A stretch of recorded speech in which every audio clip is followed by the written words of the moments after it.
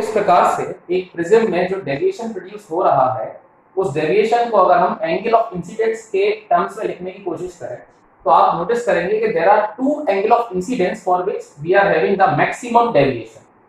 ठीक है, सवाल उठा कि आप मैक्सिमम डेविएशन उसे कैसे कह सकते हैं।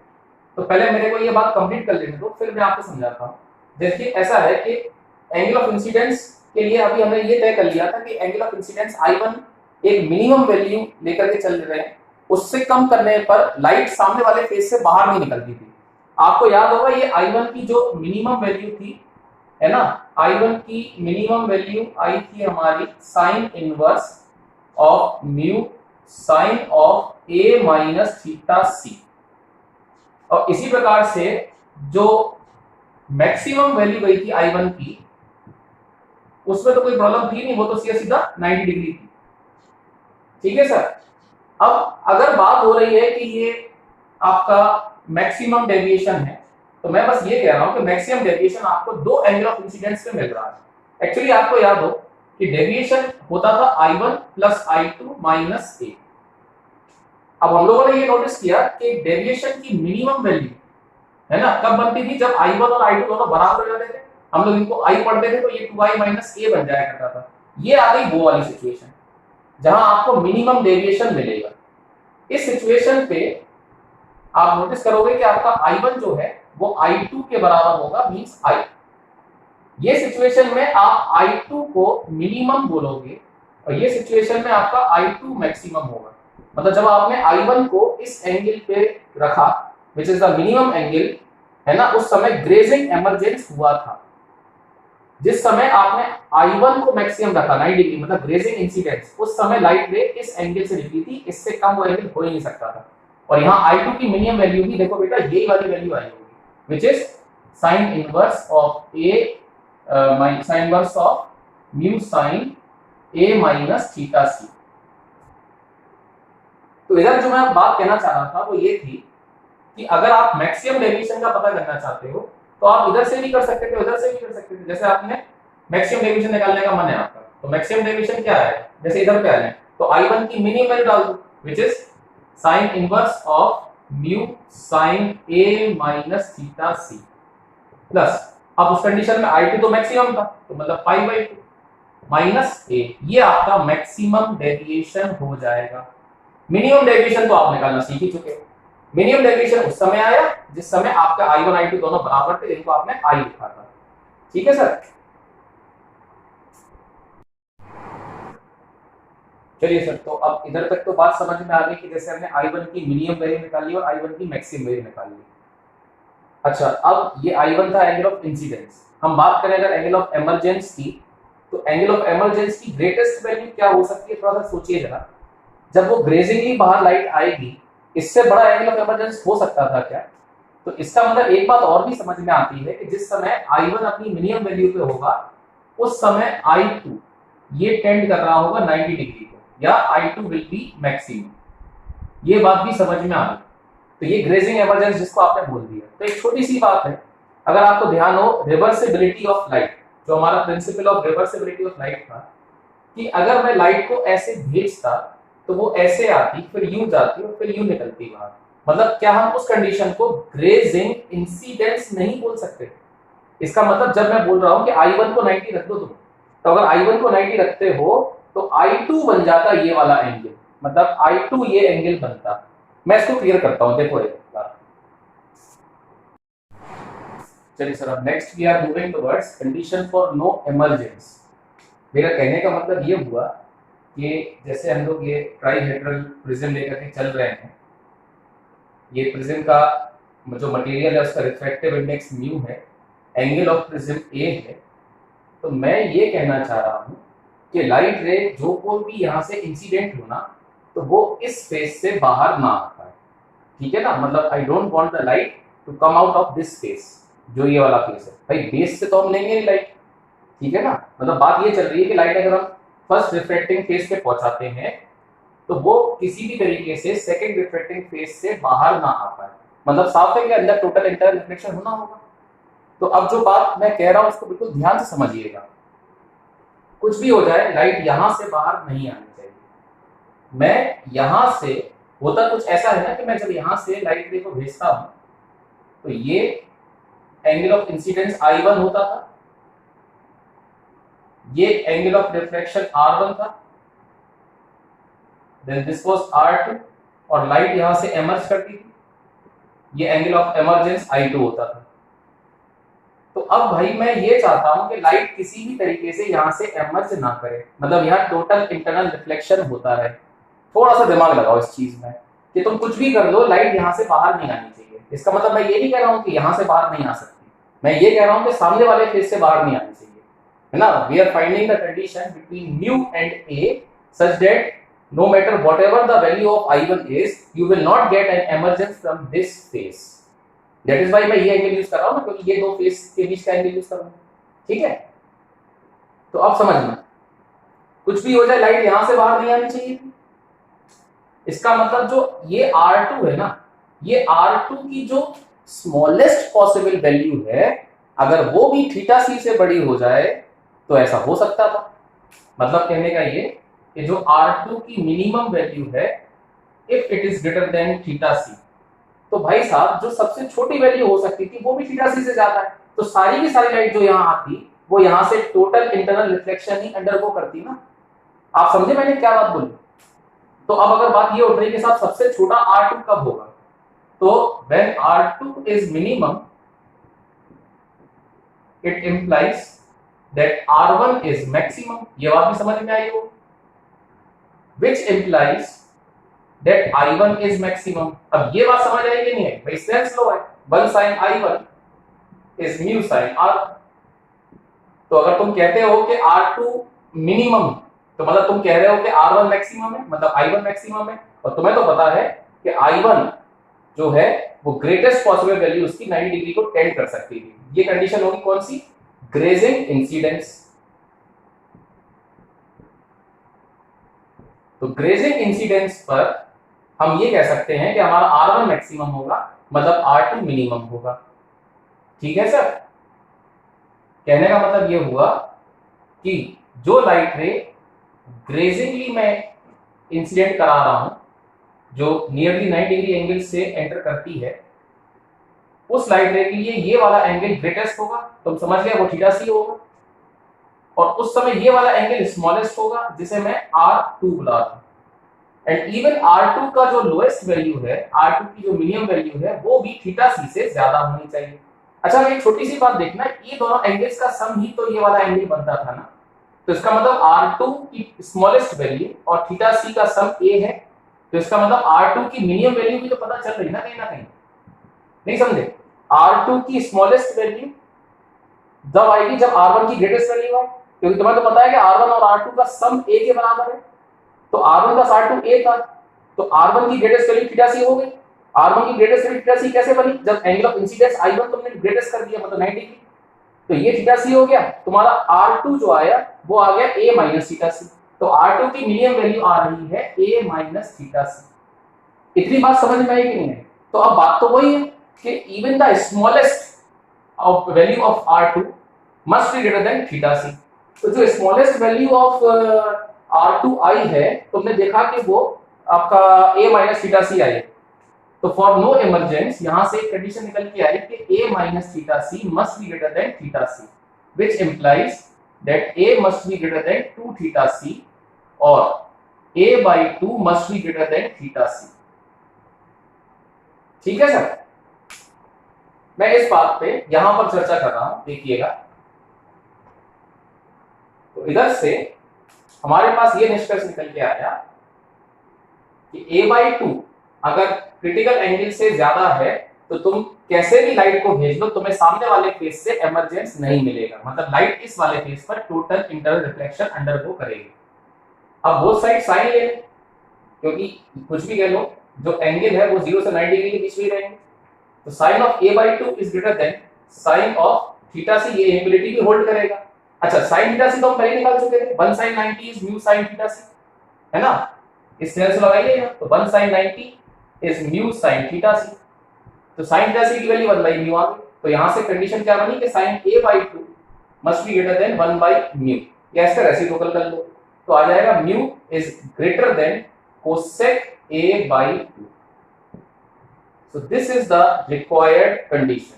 तो अगर कभी ऐसा होता है कि जो रिफ्रैक्टिव इंडेक्स है वो कोसेक a by 2 से ज्यादा हो जाए, तो उस कंडीशन में तुम कैसे भी लाइट को भेजते रहो, जो लाइट है वो इस फेज से इमर्ज नहीं करेगी। तो अब तक हम लोगों ने जो मेन बातें देखी हैं उस पर अब एक बार फिर से चर्चा कर लेते हैं। तो सर अब तक हम लोगों ने ये देख लिया है कि जैसे अगर आप एक ट्राइहेड्रल प्रिज्म लेकर के चलते हो, तो the prism is having this tendency कि वो लाइट को अपने बेस की तरफ मोड़ देता है, प्रोवाइडेड कि जो बाहर का मीडियम है वो उसके रिस्पेक्ट में रेयर मीडियम हो, या प्रिज्म उसके रिस्पेक्ट में, प्रिज्म बाहर के मीडियम में रिस्पेक्ट में डेंसर मीडियम हो। लाइट रे आप ऐसे इंसिडेंट कराते हो और कुछ इस तरह से मामला चल पड़ता है। So this is the angle of incidence I1, ये R1, ये R2, ये I2। अच्छा अभी आगे देखिएगा, हम लोग जो डिस्कशंस कर रहे थे, एक तो ये वाली बात आ गई थी कि ये वाला एंगल 90 माइनस R1 होगा क्योंकि ये नॉर्मल है, ये वाला एंगल 90 माइनस R2 होगा, तो 90 minus R1 plus 90 minus R2 plus A उठा के 180। तो यहाँ से एक कंडीशन देंगे थी कि साहब R1 प्लस R2 जो होगा वो A के बराबर होना चाहिए। दूसरी बात, लाइट रे अगर ये प्रिज्म ऐसे रखा है तो सीधी जानी चाहिए, ठीक है ना, प्रिज्म नहीं रखा है तो सीधी जानी चाहिए थी, बट प्रिज्म की मौजूदगी के कारण the light has deviated. Deviation का सेंस आया क्लॉकवाइज सेंस, और by how much angle it has deviated वो अगर निकालना है तो मुझको ये वाला एंगल निकालना पड़ेगा। ये वाला angle will be sum of these two angles, है ना, ये ट्रायंगल के वो एंगल वाली प्रॉपर्टी जो होती थी कि इंटीरियर अपोजिट एंगल्स का सम। तो ये पूरा एंगल I1 था, ये R1 है, तो ये I1 माइनस R1 होता, ये वाला एंगल, ये I1 माइनस R1 होता, ये I2 माइनस R2 होता। तो जो डेल्टा बनता वो बनता I1 minus R1 plus I2 minus R2। I1 plus I2 minus R1 plus R2 को हमने A पढ़ लिया। तो अब तक हम यहां तक तो आएगा कि डेविएशन हम I1 plus I2 minus A लिख सकते हैं। अब इसके बाद में जो हम लोगों ने और एक्स्ट्रा चीजें पढ़ी वो क्या थी कि जैसे आप ये जो एंगल्स देख रहे हो, चाहे I1 को देखिए चाहे I2 को देखिए, तो I1 हो या I2 हो, ये सबकी अपनी रेंज ऑफ वैल्यूज है। जैसे I1 जो है, आपको याद होगा कि आप I1 की एक मिनिमम वैल्यू आई थी हमारे केस में, ठीक है ना, और I1 की जो मिनिमम वैल्यू आई थी वो तब आई थी जब I2 ग्रेजिंगली मींस ग्रेजिंग इमरजेंस हो गया था, मींस I2 मैक्सिमम था जब, ठीक है ना। तो वो सिचुएशन थी जब लाइट रे इस मिनिमम एंगल ऑफ इंसिडेंस के साथ अंदर आई, फिर ऐसे, और फिर वो ग्रेजिंगली बाहर गई, such that this angle tends to 90 degree. तो यहाँ R1 मिनिमम है, यहाँ R2 मैक्सिमम हो गया था विच इज थीटा सी। तो ये तो तय हो गया कि R1 हो या R2 इनमें से कोई भी एंगल की मैक्सिमम वैल्यू थीटा सी होगी, और उस कंडीशन में उससे करस्पॉन्डिंग जो दूसरा एंगल था वो मिनिमम होगा, ठीक है ना। और उस पर्टिकुलर फेज पे आपका जो लाइट रे है वो ग्रेजिंगली या तो इमर्ज कर रही होगी या ग्रेजिंगली इंसिडेंट होगी। तो जो I1 की मिनिमम वैल्यू आई थी, तो मैं याद होगा इस कंडीशन में तुमने लिखा था यहां से 1 sin I1 is mu sin R1, और R1 plus theta C A था, तो R1 की वैल्यू हो गई थी A माइनस थीटा सी, तो ये आ गया था mu sin A minus theta C. तो यहां से I1 आ गया था sin inverse of mu sin A minus theta c. So this was the smallest value of I1, which is sin inverse of mu sin A minus theta c. उस condition में I2 was maximum जो था 90 degree, and accordingly जब तुमने I1 को बढ़ाना शुरू किया, अब समझना इस बात को, यहाँ से जब तुमने I1 को बढ़ाना शुरू किया तो तुम्हारा R1 भी बढ़ने लगा, तो तुम्हारा R2 कम होने लगा, जिस कारण से I2 कम होने लगा। तो ऐसे करते करते जब तुमने I1 को ग्रेटेस्ट पॉसिबल बना दिया, तब R1 भी ग्रेटेस्ट पॉसिबल हो गया, तब R2 स्मॉलेस्ट पॉसिबल हुआ, और तब I2 भी स्मॉलेस्ट पॉसिबल था, and minimum value of I2 was also sin inverse of mu sin A minus theta c। और उस कंडीशन में जो तुम्हारा I1 था वो मैक्सिमम था which is 9 डिग्री, और इसको हम लोगों ने ग्रेजिंग इंसिडेंस के नाम से बुलाया था। तो अब आगे समझिएगा,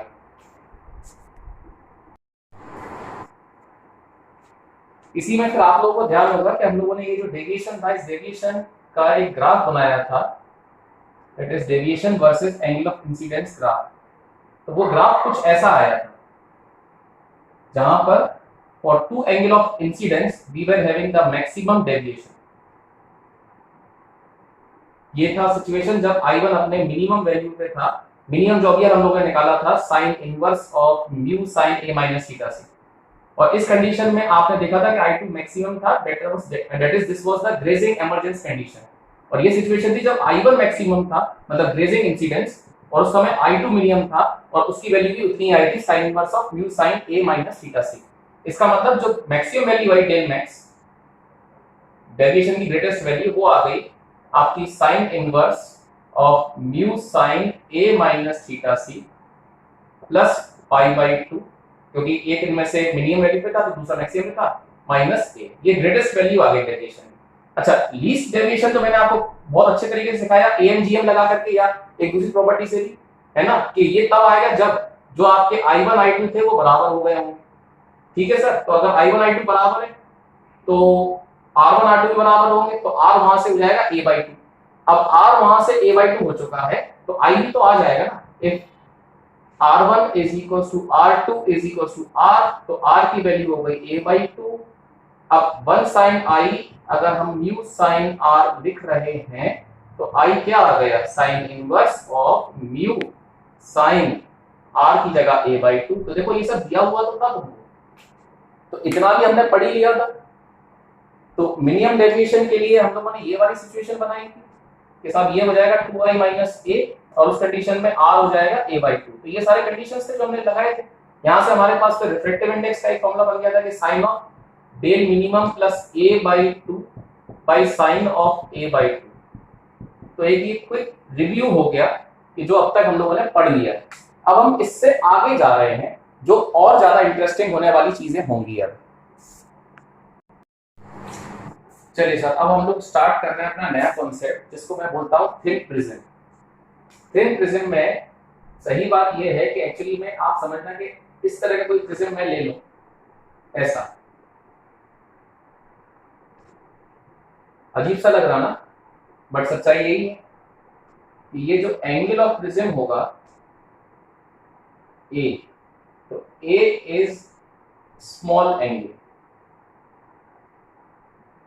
जनरली हम लोग ना ऐसा समझ लो कि लेस देन और इक्वल टू 4 डिग्री तक, मतलब ये कोई एक कन्वेंशनल नहीं है, लेकिन अब तक जो क्वेश्चंस आए हैं उनमें लगभग ऐसा मान के चला गया है कि 4 डिग्री और उससे कम के केसेस को आप थिन प्रिज्म के केसेस में डील कर सकते हो।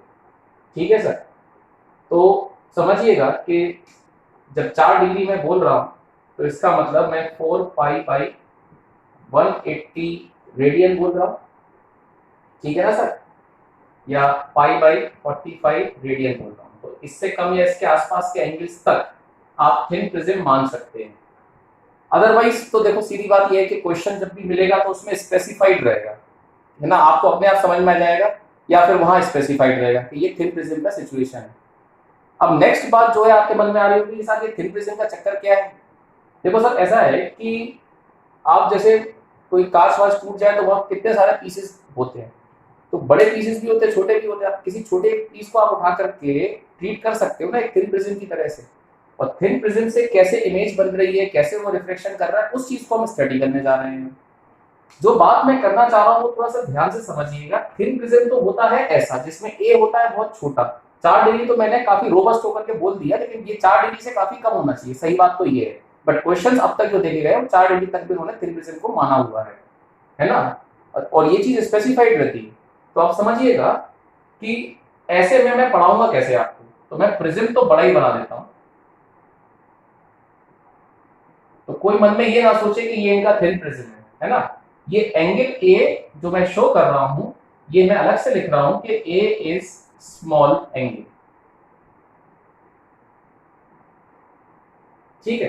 अच्छा, तुमको वो तो ध्यान होगा कि इफ थीटा इज स्मॉल, हम साइन थीटा, है ना, साइन थीटा को नियरली सेम एज थीटा पढ़ सकते हैं। ये मैंने लिमिट्स में पढ़ाया भी था, ठीक है। तो उस हिसाब से समझना जरा कि जैसे ये कोई लाइट रे ऐसे आती है एंगल I1 से, फिर ये एंगल आपका R1 होता है, देन दिस इज R2 और ये I2 हो जाता है। तो अब I1 and I2 are small angles, ठीक है, I1 and I2 are small angles. मतलब ये सिचुएशन को हम ब्रॉडली क्लासिफाई कर सकते हैं नियर नॉर्मल इंसिडेंस या एमरजेंस, ये सिचुएशन से। तो नियर नॉर्मल का मतलब नॉर्मल के काफी नजदीक से आया, तो I1 छोटा होगा, है ना, I2 छोटा होगा। तो बुक्स में भी तुमको यही तो लिखा मिलेगा, ठीक है, बुक्स में भी यही चीज लिखी रहेगी। मैं यहाँ बस एक छोटी सी चीज उसमें कहना चाहता हूँ कि बच्चों के मन में ये वाली बात आती है कि आपने फिर प्रिज्म भी बोल दिया, फिर आपने खुद ही बोल दिया कि I1 I2 काफी छोटे होंगे और स्मॉल एंगल ले लिया आपने, क्योंकि आपने बोल ही दिया कि छोटे होंगे तो नियर नॉर्मल इंसिडेंस या लिख करके आप शुरू हो गए। अब मान लीजिए हम कोई बड़ा एंगल करके भेज दें तो उसमें क्या प्रॉब्लम है? तो मेरी बात यार ध्यान से सुनिएगा, आप रिफ्रैक्शन प्रिज्म पे करा रहे हो ना, लाइट रे आप सामने वाले फेस से ही निकालोगे ना, तो ये सिचुएशन के लिए एंगल ऑफ प्रिज्म तो यही माना जाएगा ना, ये दोनों तो नहीं माने जाएंगे। ध्यान दीजिएगा, ये ट्राईहेड्रल प्रिज्म है। ट्राईहेड्रल प्रिज्म का मतलब है कि जब मैं इस एंगल को बहुत छोटा बोल रहा हूं तो दोस्त ये दो एंगल बहुत बड़े भी तो हो गए होंगे, या इनमें से एटलीस्ट कोई एक एंगल तो काफी बड़ा एंगल होगा। तो अगर ये वाली बात तुम्हें समझ में आ रही हो, तो अगर लाइट रे इधर से पास ना होकर के इधर के लिए हम कुछ पढ़ाई कर रहे होते तो हो सकता है वो एंगल काफी बड़ा होता, लाइट रे यहां से निकल रही होती। तो जो बात मैं कह रहा हूं वो समझिएगा ध्यान से कि भाई पढ़ाई चल रही है इस चीज की कि लाइट यहां से इंसिडेंट हुई और यहां से एमर्ज हो रही, तो अगर वो इस फेस से ही एमर्ज होगी तो तुम्हें इतना तो मानना ही पड़ेगा कि R1 प्लस R2 A होगा। अब सोचना जरा, तुम्हारा एंगल A जो एंगल ऑफ प्रिज्म है वो 1 डिग्री है मान लो, तो ये दोनों मिलके 1 डिग्री बनेंगे। तो R1 R2 इंडिविजुअली थोड़ी ना फिर बड़े बड़े एंगल्स होंगे, ये 1 डिग्री से तो छोटे छोटे एंगल्स होंगे। अब यार R1 अगर छोटा एंगल है तो I1 कहां से बड़ा हो जाएगा? स्नेल्स लॉ तो ओबे करोगे ना, 1 sin I1 is mu sin R1 तो बोलोगे। हाँ, ये बात समझ में आई ना अच्छे से? तो इसका मतलब अगर R1 छोटा एंगल था तो I1 भी छोटा होगा, R2 छोटा एंगल है तो I2 भी छोटा होगा। तो ये वाली बात अपने आप ही स्थापित हो जाती है, समझ में आ जाती है। तो अब अगर इतनी बात समझ में आ रही है तो मैं यहाँ पर अगर स्नेल्स लॉ लगाता हूं अब, ठीक है, तो इधर ही मिटा देता हूं। अगर यहां पे स्नेल्स लगाता हूं तो आप बोलोगे 1 sin I1 is mu sin R1, लेकिन I1 और R1 तो छोटे एंगल्स हैं, तो ये इंप्लाई करेगा कि I1 इज म्यू R1, ठीक है सर। ये कैसे? Since I1 and R1 are small angles. Similarly 10 से आ जाएगा mu sin R2 is 1 sin I2, और ये इंप्लाई करेगा that mu R2 is I2। तो बेटा अब तुम्हें डेविएशन याद होगा, जो डेविएशन डेल्टा हम लोग लिखते थे, डेविएशन लिखते थे I1 plus I2 minus R1 plus R2। R1 plus R2 को तो हम एक पढ़ लिया करते थे, और अब जरा नोटिस करो I1 की जगह हम लोग म्यू R1 डाल सकते थे, so this becomes mu R1, और I2 की जगह म्यू R2 डाल सकते थे। तो mu times R1 plus R2 minus R1 plus R2, ये तो बढ़िया चीज हो गई। तो यहां से तुम्हें समझ में आ रहा होगा कि डेविएशन डेल्टा को इस सिचुएशन में R1 प्लस R2 को A पढ़ लो, R1 प्लस R2 A हो गया, तो ये बन गया म्यू माइनस 1 इंटू A, या angle of prism A into mu minus 1। उसमें आप अगर डेविएशन को डिग्री में लिख रहे हो तो एंगल ऑफ प्रिज्म भी डिग्री में ले लोगे, और अगर डेविएशन को रेडियन में दे रहे हो तो एंगल ऑफ प्रिज्म को भी रेडियन में ले लोगे, ठीक है।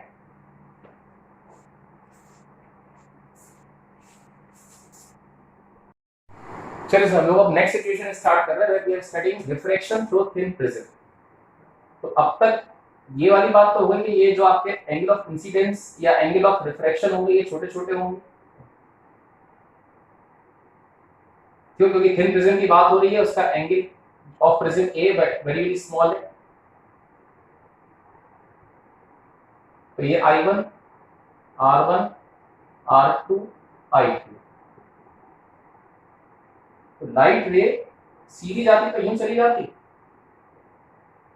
बट अब वो डेविएट कर गई डेल्टा से, और डेल्टा डेविएशन जो आया वो I1 plus I2 minus A, इसको mu R one mu R two पढ़ लिया था, तो ये mu times A minus A मतलब A into mu minus one आ गया। तो एक तो ये बढ़िया फॉर्मूला हो गया कि आपको ध्यान रहेगा ये, दैट फॉर थिन प्रिज्म्स आप ये ले सकते थे। अब इसी में मैं एक और चीज भी आपसे कहना चाह रहा था, वो समझिएगा कि क्या इस डायग्राम को अब से हम लोग ऐसे दिखा दिया करें कि ये लाइट रे ऐसे गई ऐसे और इस तरह से बेंड कर गई। आप अगर मन में सोच रहे हैं कि ये ऐसे करके क्यों दिखा रहे हो, वहां तो दो रिफ्रैक्शन हो रहे हैं, तो सर ये जब तक आप ऐसे दिखा पा रहे हैं कि दो रिफ्रैक्शन हो रहे तब तक की बात है ना। अब अगर वास्तव में थिन प्रिज्म है तो वास्तव में उसको बनाओगे तो भैया ऐसे ना, अगर ऐसे बनाओगे तब इसमें कहां तक तुम दो रिफ्रैक्शन दिखा पाओगे, कहां तक दो रिफ्लेक्शन दिखाओगे तो लाइट। तो सर अब आगे बढ़ते हैं। हम लोग को ये पता चल गया था कि हमारा ए स्मॉल एंगल है और इस तरह से पूरा हिसाब किताब चल रहा है, ठीक है। अब मैं आपको बता रहा हूं कि एक थिन प्रिज्म में जब हम लोग लाइट रेस को भेजते हैं तो वो कुछ इस तरह से भेजते हैं कि भाई लाइट रे ऐसे गई और ये उसके बाद बेंड कर गई, ठीक है। क्योंकि वो बहुत कम एरिया बहुत कम एंगल होता है तो वो डबल जगह रिफ्लेक्शन दिखाना उतना सही लगता नहीं है, और उस प्रकार से हम लोग फिर इस एंगल को एंगुलर डेविएशन डेल्टा शो कर देते हैं, which is a into mu minus one, ठीक। तो अब इस हिसाब से अगर हम किसी ऑब्जेक्ट की इमेज कभी देखेंगे प्रिज्म कैसे बनाता होगा तो उस चीज को समझने जा रहे हैं, ठीक है। So right now we are studying image formation by thin prism, वो चीज देखिए।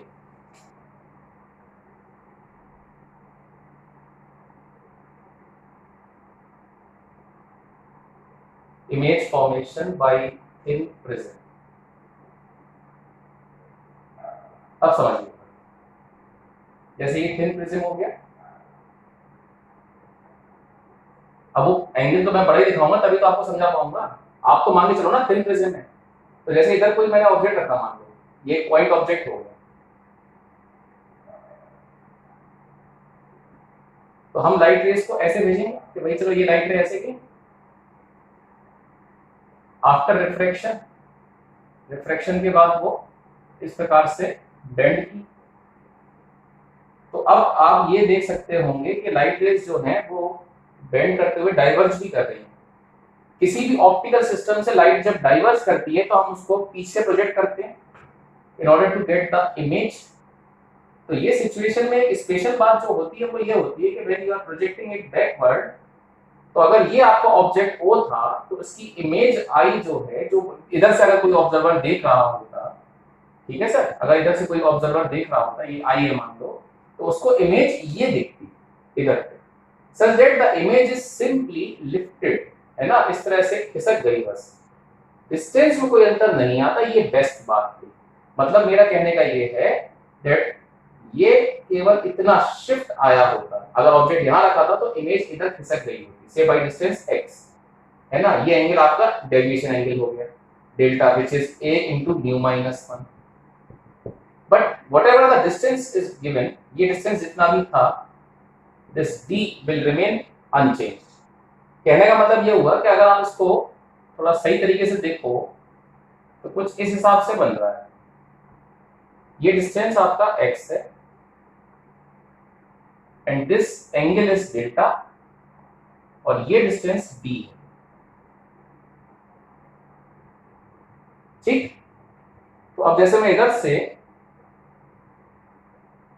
ये परपेंडिकुलर डालता हूं तो ये एंगल डेल्टा बाई 2 हो जाएगा, तो मैं ये बोल सकता हूं कि tan ऑफ डेल्टा बाई 2 इस ट्रायंगल के लिए is x by 2 upon d।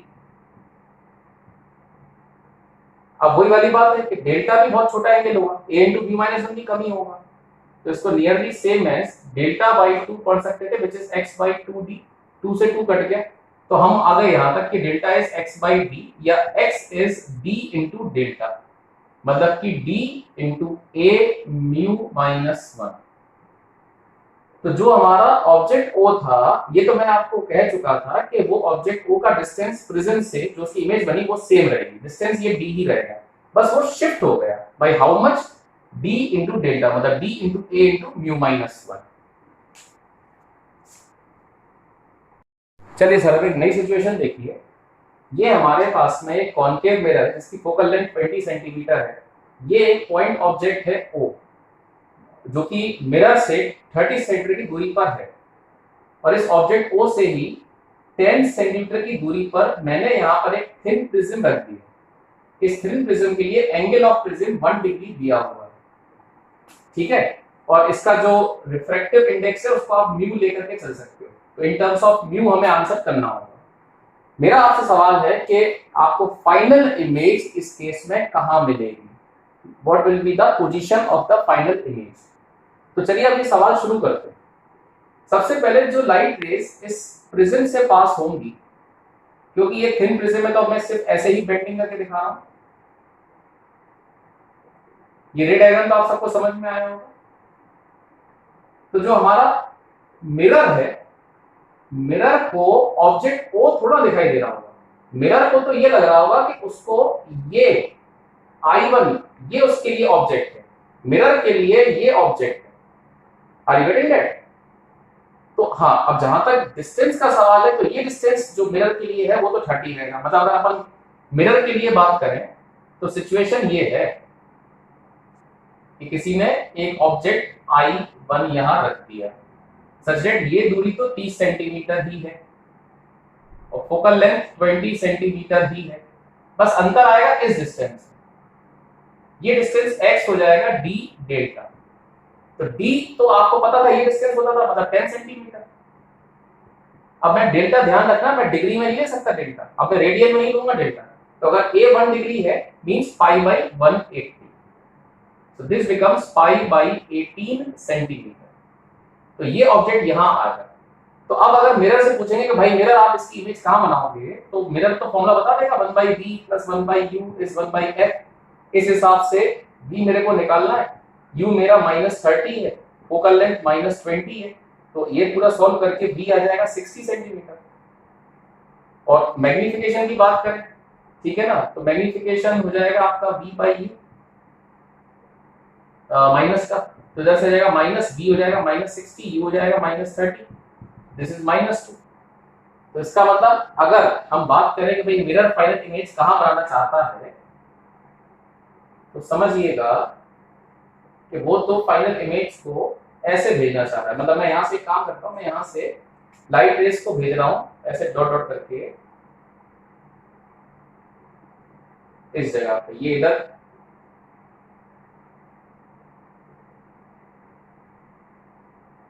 -60 का मतलब ये दूरी 60 आनी चाहिए, ये डिस्टेंस 60 होना चाहिए, और ये डिस्टेंस हो जाएगा इसका डबल। तो ये था π/18, तो ये हो जाएगा π/9।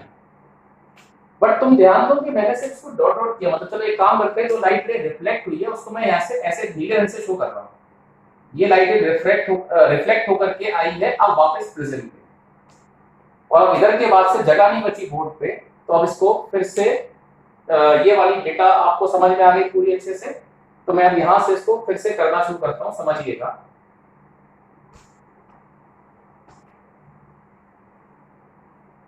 अब अगर हम प्रिज्म से पूछें कि भैया प्रिज्म आपके साथ में अभी ये क्या हुआ है ना, ये एंगल 1 डिग्री है और आपके पास में लाइट रेज ऐसे आ रही है,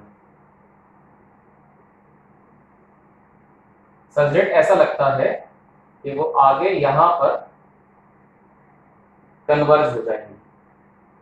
अब वो डिस्टेंस जहां कन्वर्ज हो रही है भाई यहां से वो पूरा 60 है, ये 10 था, ठीक है ना, तो मतलब ये 20 होगा, तो ये डिस्टेंस आ गया 40 सेंटीमीटर। प्रिज्म आप जानते हो कि प्रिज्म डिस्टेंस में कभी कोई अंतर नहीं करता, प्रिज्म सिर्फ उसको बेंड कर देता है, और बेंडिंग भी कहां होती है, टुवर्ड्स द बेस। तो ये लाइट रेज जब यहां घुसती उसके बाद में अपन को उसको ऐसे दिखा दो कि यहां तक आ गई, और यहाँ के बाद वो दे वर बेंडिंग टुवर्ड्स द बेस, तो मतलब ऐसे बेंड हो गई और इधर पे आकर के वो कन्वर्ज हो गई। तो how much will this distance be, इसको इस बार y लिख लेते हैं, तो y फिर से वही हो जाएगा d डेल्टा, इस बार d हो जाएगा 40 सेंटीमीटर, डेल्टा तो वही रहेगा आपका a into mu minus 1, तो a 1 डिग्री था मतलब π/180 into mu minus 1। ठीक है सर, मैंने इधर पे गड़बड़ कर दी। हम लोग एक काम करते हैं, हम लोग प्रिज्म जो ले रहे हैं उसका μ2 ले लेते हैं, तो सब कुछ अपने आप सही हो जाएगा, mu-1 बन ही रहेगा फिर, है ना। तो इधर से आप समझिएगा, तो ये 2 हो गया, तो मतलब ये हो गया π/180, ठीक है ना, या 2π/9। तो अब इधर से 2π/9 नीचे जाएगा और ये ऑलरेडी π/9 था, तो मतलब where will I be getting the final image, वो इधर से समझना। ऐसे कुछ बनेगा सच दैट ये डिस्टेंस 3π/9 हो जाएगा। 2π/y कितना आया, d डेल्टा ना, तो d यहाँ से हो गया 40 centimetre into delta, delta is π/80 और न्यू तो 2 था तो π/180 है ना, तो ये सीधा 2π/9 सही है। तो ये डिस्टेंस 2π/9 होता है और ये π/9 था इस तरह से। ठीक है सर।